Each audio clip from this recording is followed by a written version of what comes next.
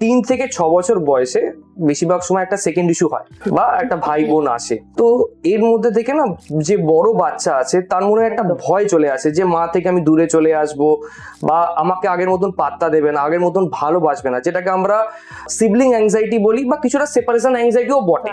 তো এই জায়গাটায় কি সাজেশন দেবেন? যেটা পরবর্তীকালে সিবলিং রাইভালরির জায়গা তৈরি হয়, এটি কিন্তু ওডিডি বা অপোজিশনাল ডেভিয়েন্ট ডিসঅর্ডারের একটি স্যালিয়েন্ট ফিচার, যে ভাই বা বোনের প্রতি একটা শত্রু ভাবাপন্নতা। তো সেখানে যেটা করতে হবে যে আপনি যখন সেকেন্ড ইস্যু নেবেন ভাবছেন, তখন আপনার বাচ্চার সাথে সেটা ডিসকাস করুন, ও রেডি কিনা সেই ভাই বা বোনকে অ্যাকসেপ্ট করার জন্য।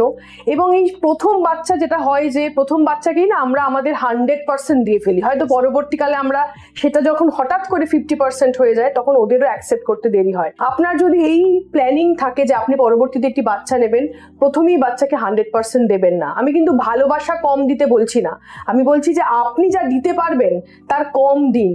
কারণ ওকে কিছু মানে আপনি একটা বেলুন কিনে এনেছেন, 3টে বেলুন কিনে এনেছেন, 3টেই ওকে দেবেন না, 2টো তুলে রাখুন, একটা ওকে দিন। এইটা বোঝান যে ইমিডিয়েট গ্র্যাটিফিকেশন তুমি সবসময় পাবে না। কারণ যদি আপনার প্ল্যান থাকে পরবর্তী বাচ্চার, এবং বাচ্চাদের সাথে যদি ভাই বোন থাকে বা যদি কোনো অন্য সিবলিংস থাকে, কম্পেয়ারিং করবেন না, একদম করবেন না। দেখ ভাই কেমন পারছে, দেখ দাদা কেমন অঙ্কগুলো পেরেছে। এই কম্পেয়ারিং কিন্তু বাচ্চাদের ভেতরে সিবলিং রাইভালরি বা সিবলিং অ্যাংজাইটির জায়গা তৈরি করে। এবং ওর কোনো বন্ধু বান্ধবের সাথেও কোনো রকম কম্পেয়ারিং আপনারা করবেন না। এবং তুমি যদি এটা, এবং বাবা মারা অনেক সময় এরকম ভয় দেখায় যে তুমি যদি এটা করো আমি কিন্তু বোনকে বেশি ভালোবাসবো, আমি কিন্তু বোনকে ওটা দিয়ে দেবো।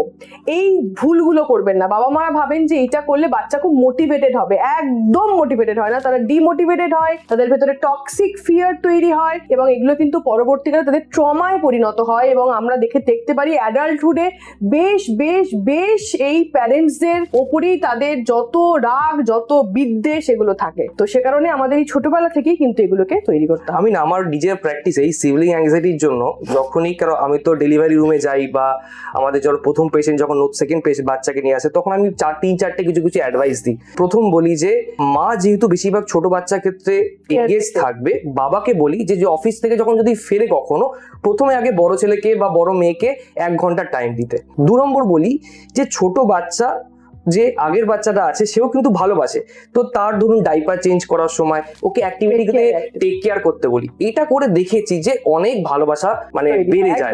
মানে এই সিবলিং অ্যাংজাইটিটা, এটা আমার প্র্যাকটিক্যাল লাইফের সিচুয়েশন, মানে আমি প্রত্যেক পেশেন্টকে বলি, আর তাতেও তারা বলেছে যে না স্যার আগের চেয়ে কিন্তু ওর মনটা এখন একটু বেটার আছে ওরকম ভাবে। এবং তুমি যে রেসপন্সিবল, মানে বড় বাচ্চাকে বলা যে তুমি যে রেসপন্সিবল, তুমি যে রেসপন্সিবিলিটি নিয়ে এটা করলে, এটা কিন্তু আমার পার্সোনাল এক্সপেরিয়েন্সে খুব কাজে দেয়।